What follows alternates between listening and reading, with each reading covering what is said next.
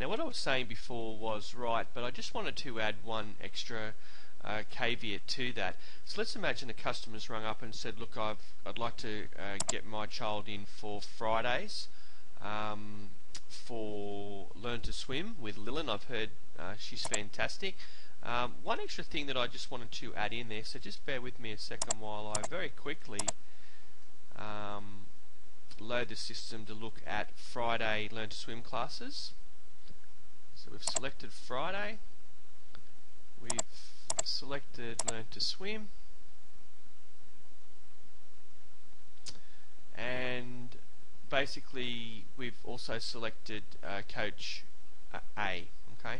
Now what I was saying before was as a rule of thumb you would just go to the date filters and look at say after today's date, and that would show us exactly where the system is at, or exactly what bookings, paid bookings, that we already have up to that period of time. Now one of the things that I would recommend that we do is actually, this is an extra bit that I want to add in here, is actually go back a couple of extra weeks from the date. So instead of saying I want to know what's available from today, what I would highly recommend we do is do the date filters after, but instead of picking today, go back 2 or 3 weeks, because what that will enable us to do is also just check and have a feel for what existing slots are already taken.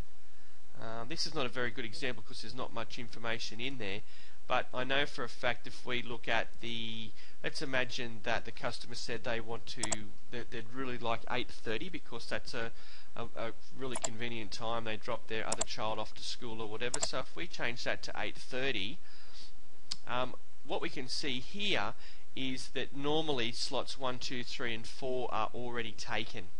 So therefore if we're going to start from the next available Friday 8:30 class, which will be the 3rd, instead of just looking down here and going from there downwards, we can actually look backwards and we can see that our regular customers take up slots 1 to 4. Okay, so in a perfect world that would be there, it would be in the previous slot and the previous slot again. So as a rule of thumb, if it was me, I'd be looking at slot 5, 6, 7 or 8 to be popping in a new student or a makeup class. I hope that makes sense.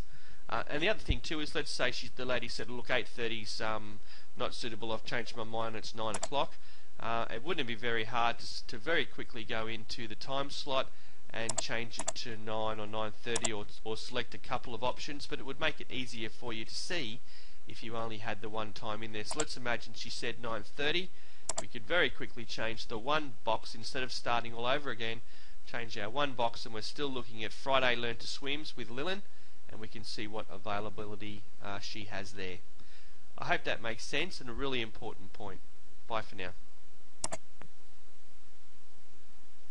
Thanks for watching this Aqua booking system tutorial. I'd recommend that you go over it a number of times just to bring yourself up to speed. My name's Todd Lane from Utilise IT, and thanks very much for watching. Bye for now.